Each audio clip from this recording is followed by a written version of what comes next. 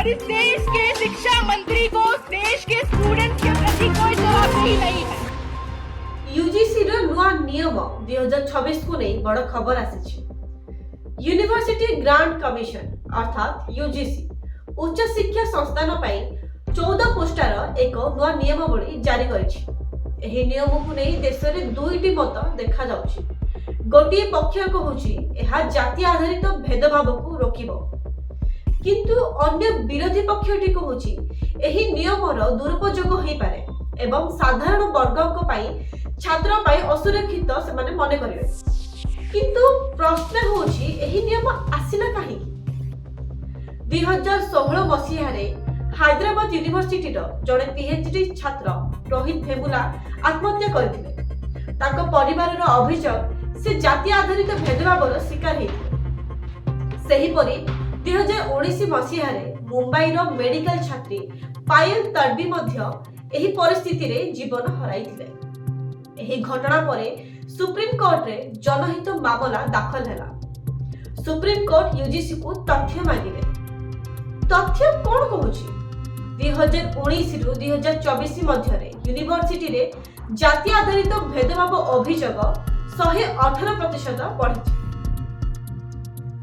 2019 रु 2020 रे 173टी मामला 2023 रु 2024 रे सेही संख्या बढ़ी 378 होई जाइछि।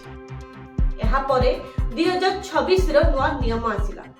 एही नुआ नियमर लक्ष्य कौनसी छात्र किंबा शिक्षक जाति धर्म लिंग जन्मस्थान किंबा दिव्यांगता आधार रे भेदभाव शिकार न होतु। विशेषकर एससी एसटी ओबीसी एवं दिव्यांग वर्ग मानक पाई अधिक सुरक्षा दिया जायछि।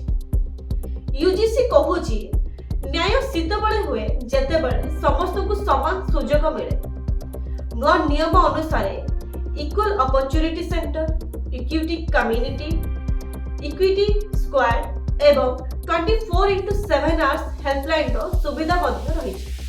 जदि केही भेदभाव अनुभव करती से 24 घंटा मध्य अभियोग करि परिबे। दोषी प्रमाणित हेले कॉलेज रु बाहर करिबा पर्यंत कार्यानुष्ठान मध्य हेबो। तेबे विरोध काहेकि? आलोचक माने कहउचंती जाति भेदर परिभाषा स्पष्ट नहे एवं भूल अभियोग रु साधारण वर्ग पाई सुरक्षार व्यवस्था नहीं। एने सांसद प्रियंका चतुर्वेदी कहिसंती नियम स्पष्ट और समस्तक पाई न्याय संगत हेबा दरकार।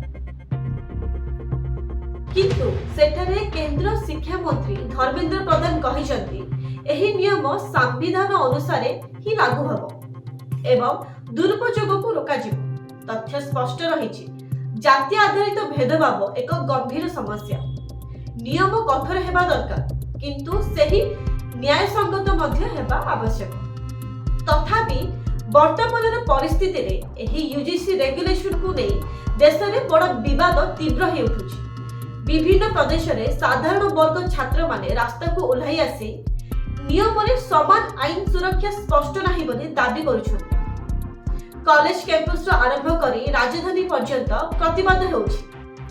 आउ एहा सहित राजनीति मध्य सरगरम होई उठिछि।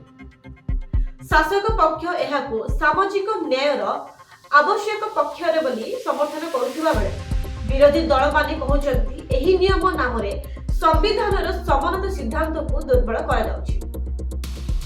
एक पक्ष जेउटी भेदभाव विरोध रे लढई कथा कहउछि, अन्य पक्ष सेठारे एहाको भोट बैंक राजनीति बोली आक्रमण करूछंती। एही मामला रे सुप्रीम कोर्ट कहिसंती जे एही रेगुलेशन को नहीं देश रे जो विवाद चलछि सेथिरे आमे सचेतन। आईनगत आपत्ति उपरे शीघ्र शुनानी हेबो बोली कोर्ट आश्वासन दैछथि। तेबे वर्तमान पर्यंत नियम उपरे कोनोसी प्रकार आदेश जारी होई नाही। एही परिस्थिति रे शिक्षा नीति एबे केवल पाठ्यपुस्तकर विषय नहे, एहा सीधा सड़क भाबे देशर राजनीतिक मंच रे मुहामुहीर कारण होई जायछि।